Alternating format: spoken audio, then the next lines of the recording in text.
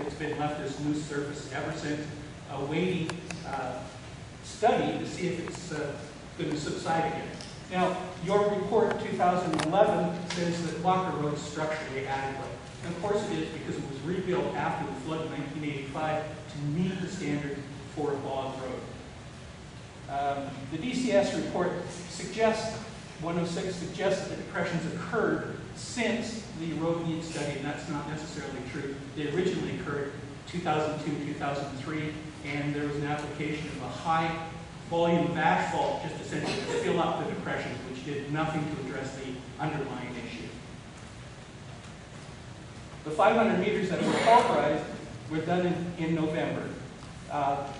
It was supposed to be left that way to just study what was going to happen to the road. Nothing happened for 2.5 years, and it's been that way ever since. The only action we had on it was council moved the next month to sign the road and say that, hey, there's no asphalt here, be careful when you're driving. Now, the thing about Walker Road is it's the same, it's on the Thetford Marsh, and so are other roads in the area like Klondike Road, the Bog Line, or the northern end of Gordon Road, the northern end of Arcona Road, and Highway 21, and of course Greenway. So all of these are, almost all of those roads are tar and chip surface. Now the Bog Line is a really good example of that. It's been resurfaced probably about 6 times. Your policy, 073, that you adopted last October says that, I restated as the bottom there, installed infrastructure shall not be degraded without thorough consideration and then only for viable reasons. I'm Mr. Succinct for writing. We understand it's your choice to decide how to spend the money of the municipality. However, we are the residents back there, and we depend on Walker Road as our main ingress to the area. And as I've said before, you get average annual daily use of the road of 350 vehicles. Mostly that's residential use. Agricultural, commercial use accounts for less than 5% of the traffic of the road. Less than 5%. It's more highly traveled in my own informal study than Klondike Road, Arcona Road, or Gordon Road, because there's not as many residences on those areas of the road. Your action to downgrade the road surface directly affects us and impacts us negatively by downgrading the value of our homes and increasing the maintenance costs of our vehicles. So we'd like to maintain Walker Road as a hard surface road, simply to keep our property values up and our cost of maintaining vehicles down. We'd like to recommend that other considerations be thought about regarding roads in the area. One is we're only asking for 500 meters of tar and chip being reapplied to the surface. Repair and resurface those sections of the road as needed. You don't need to do the whole road all at once. Now, in the report that you had received last 2 years ago, there was a cost estimate of millions of dollars to fix Walker Road. But that's only if you dig it all up and rebuild it from scratch, like they did to Greenway. And we're saying, just fix the parts that you need to fix, and combine this with regular cyclic resurfacing of tar and chip as recommended in your own road needs study report 2011. Okay.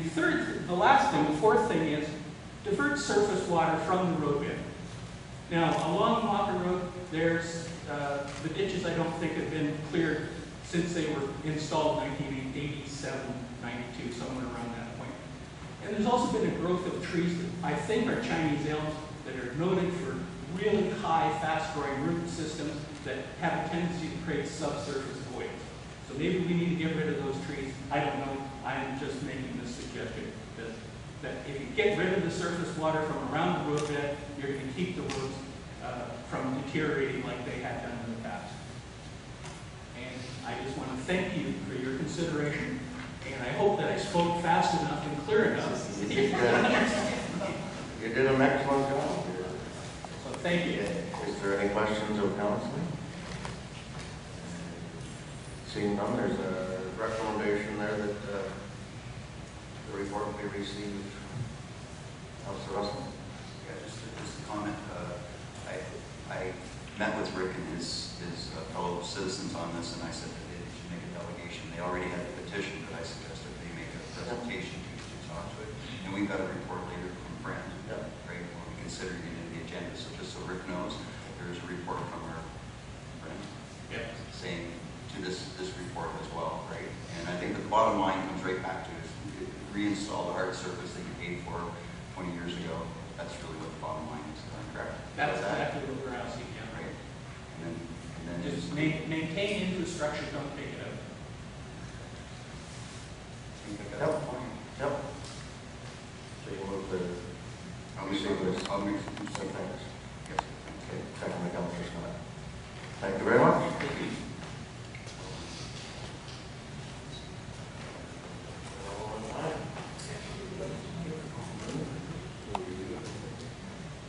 Oh, all in favor? Sure. I'm just considering, I'm happy to get a 10-minute delegation done in 10 minutes. 7.4, Richard Parrott, no, that's which is 7.5. Bill Davies, Agenda 21, how it affects policy making and our way of life. Mr. Davies?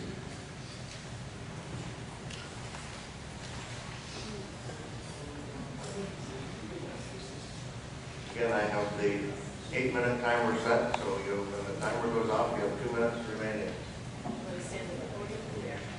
Can I flip it to there? You can wait 1 second. I haven't started yet, so you're all right. We're not burning your time off on here. That's one way to shorten the month, eh?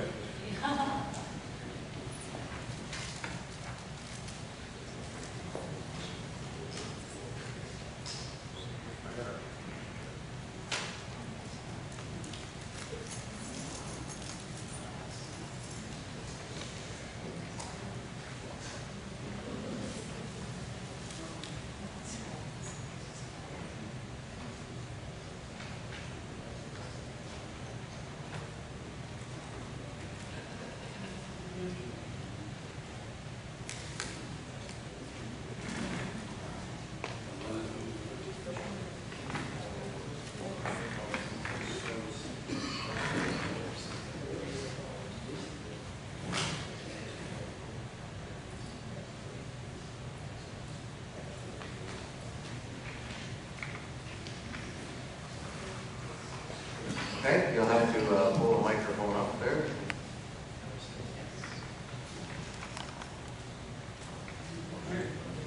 I'd first like to thank the mayor and the deputy mayor and the council for giving me the time to present this. My name is Bill Davies. I'm currently the vice president of the southern region of the Ontario Fur Managers, which is the Ontario Trappers Association. Current president of the Canadian National Trappers, director of an Ontario Live Bait Angling Association.